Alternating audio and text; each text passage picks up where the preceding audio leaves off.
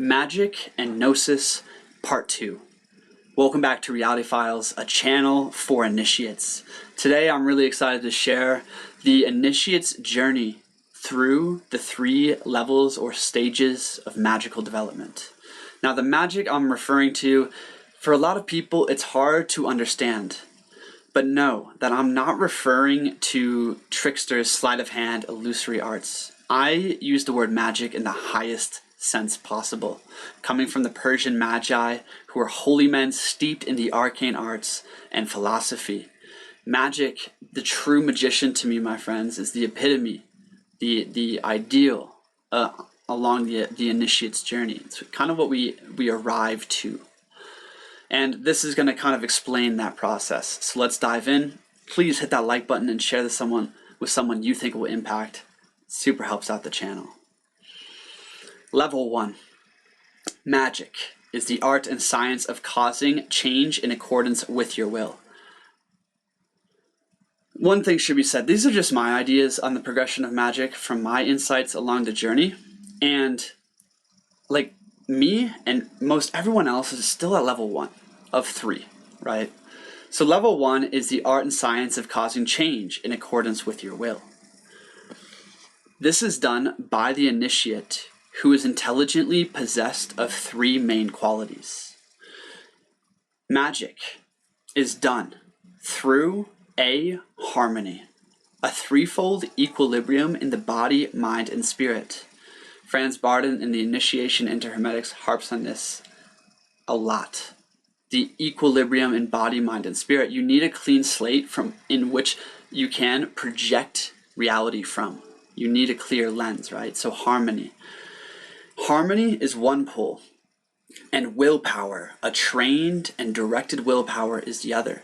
So it's not just passive harmony, but it's also very active, like will and spirit and fire. A trained willpower. So clarity of intent and focus. These are the 2 poles that allow magic to happen. But the energy that fuels magic is heightened states of consciousness, altered states of consciousness, or heightened levels of energy.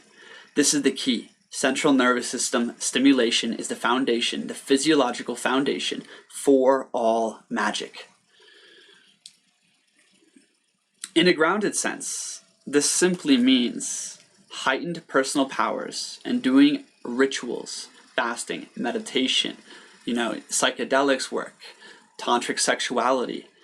All of these practices create the heightened states of consciousness where if you possess both harmony, threefold equilibrium, and willpower, in other words, if you both possess Shiva consciousness or the expanded,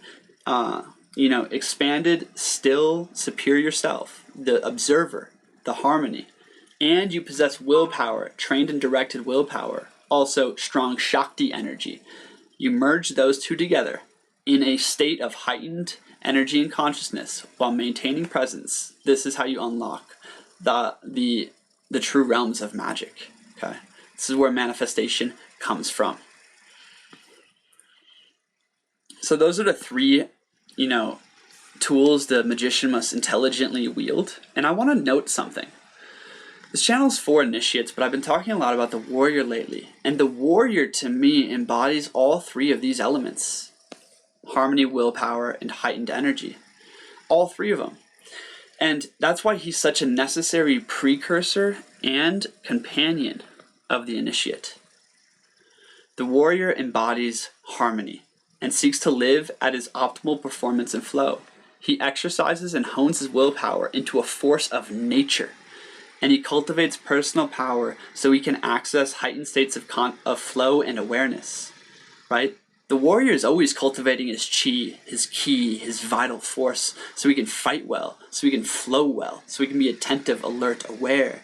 The warrior maintains harmony in his life so he can dance beautifully, So the warrior practices all of these things. And the initiate simply brings all 3 together in a way that's a bit more juicy, subtle, and profound. Level 2, on the magical path. The next level of initiation in magic comes from a deep understanding of the esoteric nature of all things. from working with the divine ideas and seeking to understand the mystery of the elements and the manifest world. I talk about this a lot in the next video. This level 2. This level 2 is the path towards Gnosis, right? Seeking to understand the mystery of the elements in the manifest world, seeking to understand the cosmic mechanism behind reality, right? Level 2 has a lot to do with diligent study and contemplation and devotion. It is a slow progress that takes years of study and devotion. This phase of magic was a major part of initiation in the ancient mystery schools. Major part. Esoteric knowledge was taught in a systematic way, along with practices that guided the initiate's insight. So you would have went to a mystery school and you would have studied a tarot card every day. You would have meditated upon, the mystery of the 4 elements, the Akasha principle. What is light? What is fire? You would have meditated upon the manifestation of the universe, the cosmology. You would have studied and thought on these things a lot, so that you can build a truer image of what's behind reality, and so that you can start accessing and influencing those things that stand at the cause of reality. Through knowledge of the elements and the forces behind creation, primarily the elements and the forces of creation, the magician can start to wield these powers. He can manipulate his inner balance and that of the external world through the cosmic net, per se, the underlying fabric of reality, or the energetic blueprint behind all things. The mastery of this knowledge and application equals true freedom. True freedom because now you can now see and are not a victim to any circumstance, because you can see through the eyes of understanding.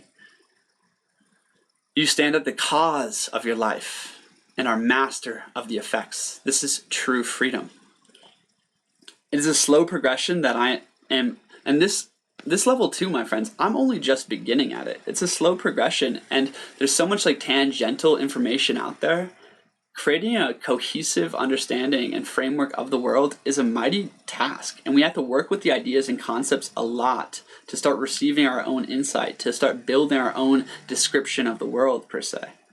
And it's a slow process that I'm just beginning, so I can't really elaborate on great detail, but this is the insights, intuitions, and things I've learned along the way.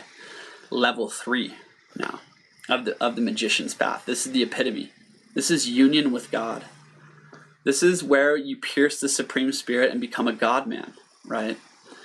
This is where the universal macrocosm and the divine ideals, the divine ideas, become perfectly reflected within you. This is Christhood, Buddhahood, per se, right? The object of magic, then, is the return of man to God, the uniting of the individual consciousness in life with the universal spirit. Level 3 is really about Gnosis and union with God. Yoga means union, right? Religion means union. Gnosis, at its really fundamental depths, implies union, because it implies direct knowledge, perception, and oneness with God. I really hope you enjoyed that video. We were diving into it, my friends.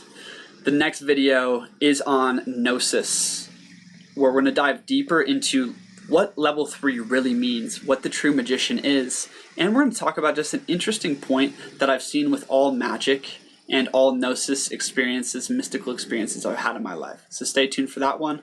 I'll see you over there. Peace out. Thanks for being here.